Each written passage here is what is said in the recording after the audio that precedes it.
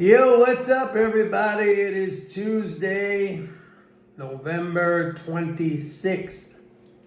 Markets closed higher today after yesterday's. Oh, everybody got scared because Trump mentioned tariffs. Somebody posted a comment here yesterday in a very sarcastic tone.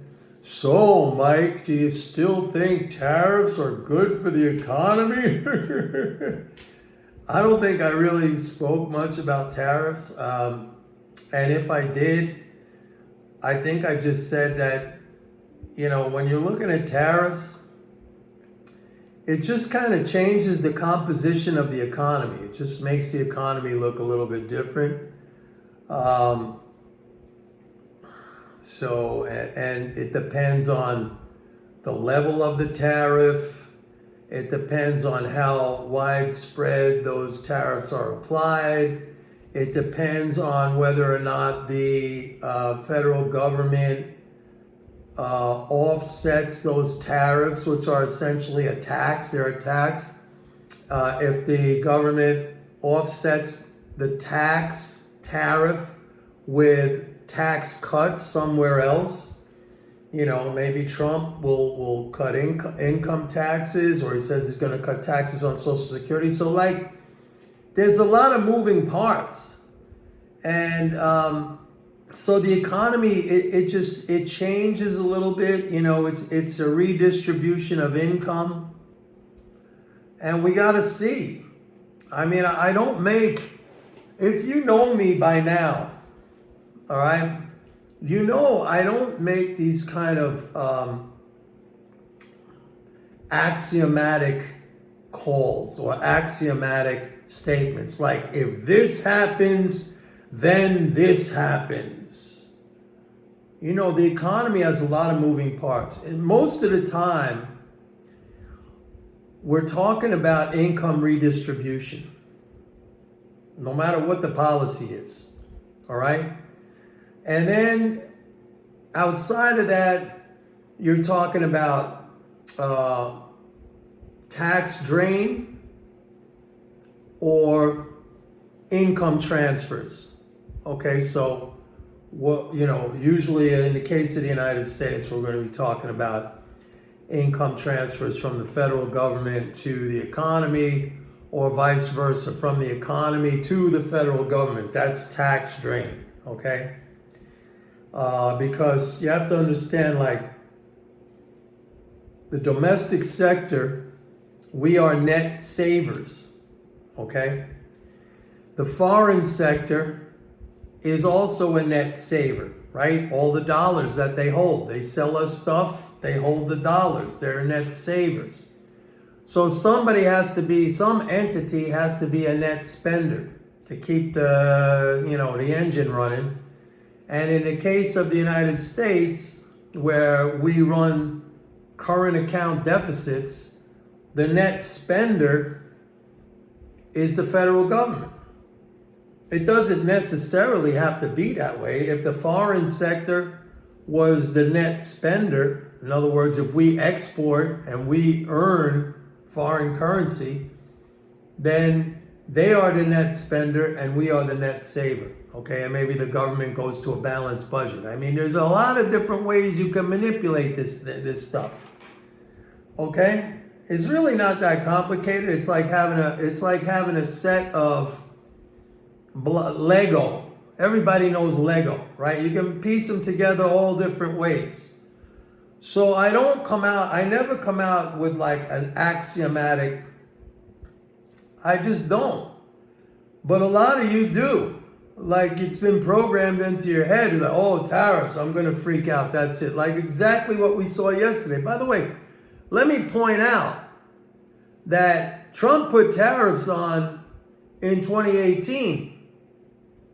And every time he spoke about tariffs, the market took a nosedive back in 2018. I remember I was very much involved, and I was buying like that back then.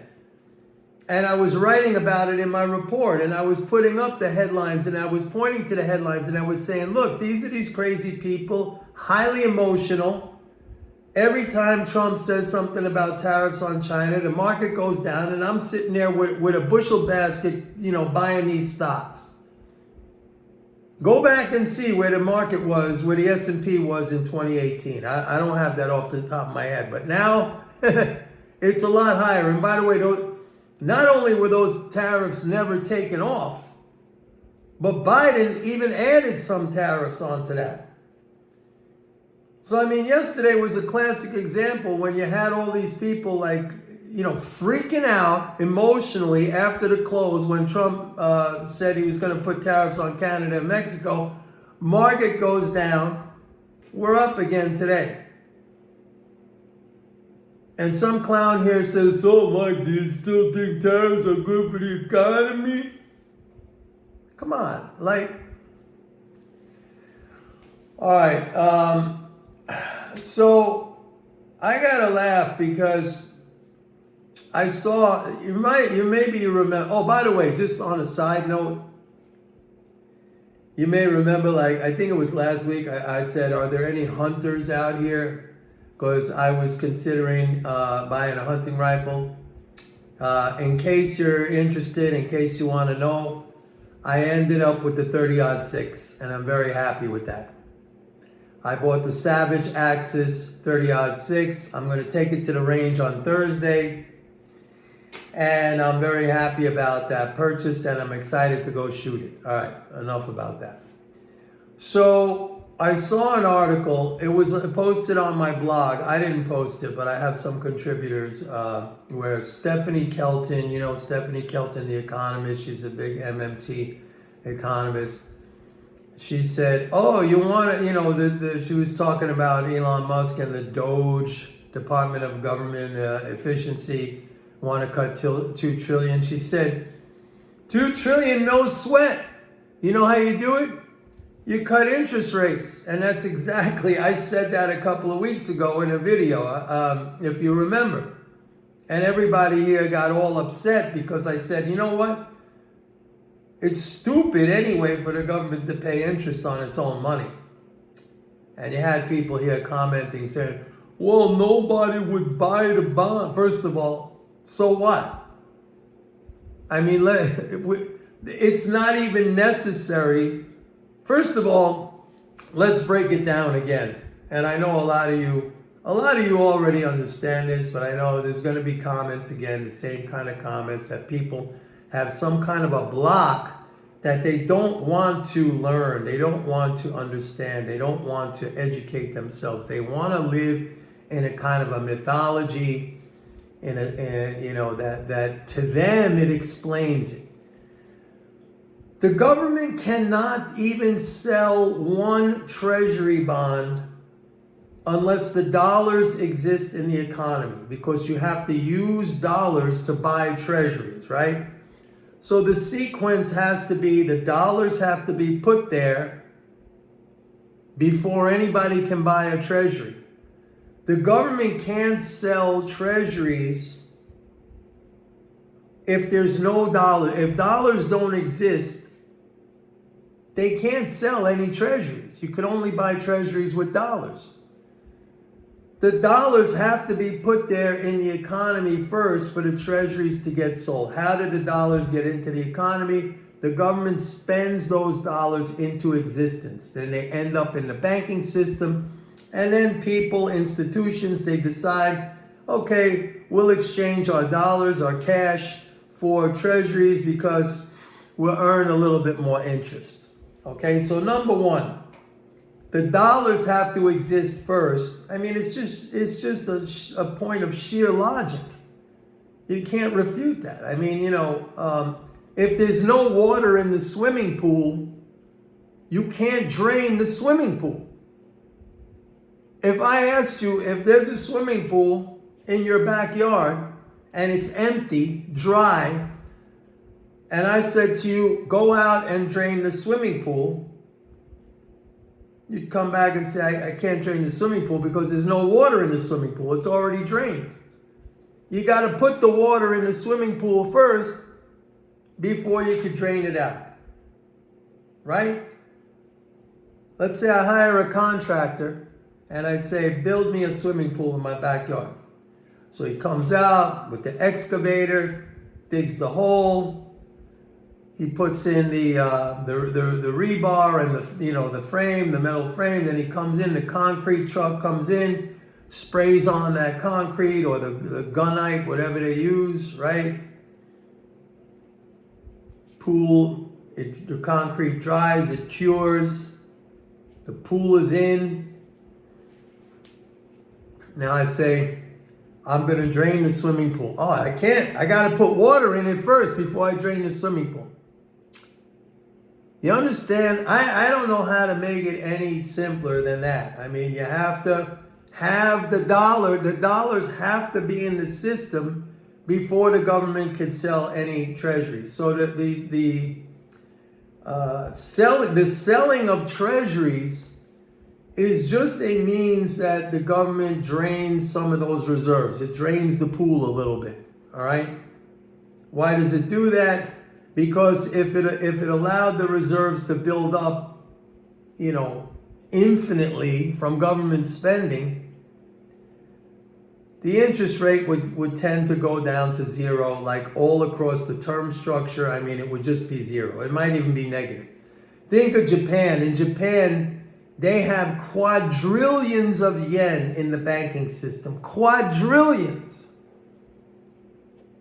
What's that? That's like a 1 followed by 15 zeros or something like that. Quadrillions. Not just one. Hundreds of quadrillions of yen. The rate was negative. The Bank of Japan just had to push it up. To whatever it is, 10 basis points or something like that.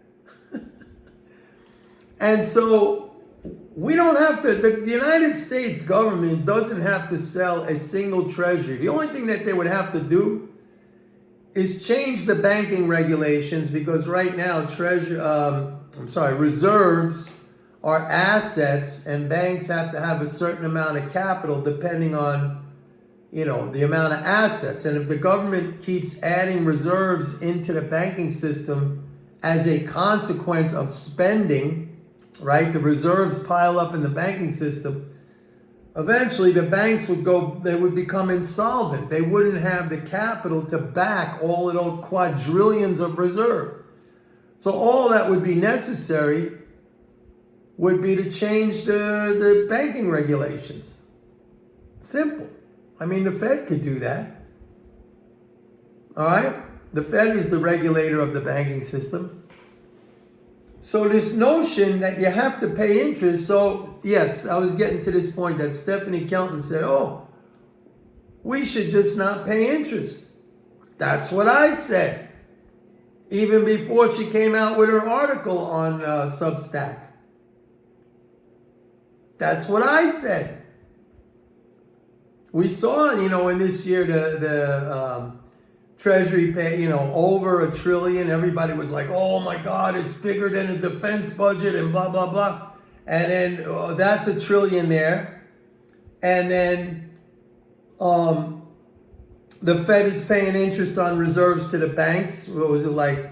So there's $3.5 trillion in reserves, and they're paying like 4.9%, let's call it 5%. Maybe now it's closer to 4.6. Let's just call it 5 to make it simple. So 5% on 3.5 trillion is what, like 175 billion? So you're close to 1.5 trillion. Let's call it 1.5 trillion in interest. Like that, if you stop paying the interest. So here you got Elon Musk, this genius, along with Swami. I don't know really what he's all about or why he's in there. And they're looking at stuff to cut, which is going to have a material effect on people, on businesses. I'm sure there's stuff in there that is wasteful. Somebody's waste is another person's income or profit. We could argue about this all day long. So the easiest thing, the low-hanging fruit to cut is interest, paying interest. It's unnecessary. Unnecessary. The government shouldn't even be in the business of selling, securities. I don't understand why it does. Because anyway, that's just fiscal transfers directed at, towards rich people or financial institutions. It's unnecessary. Put the money in infrastructure, put it in healthcare, put it in education, put it in basic science and research. There's a million things you could put it into. Put it into the environment. Put it into alternative energy. There's a million things you could put it into. But paying interest to rich people and financial institutions, they're the ones primary. A lot of poor people who have big, holdings of treasuries, or even middle class people. So if Elon Musk wants to cut anything, have him give me a call. I'll tell him right now. And believe me, if I spoke to him, he would never, ever, ever believe it. He would never, as smart as this guy is, and nobody can say otherwise. The guy's he's a brilliant, brilliant guy in building stuff and executing an idea and making it happen.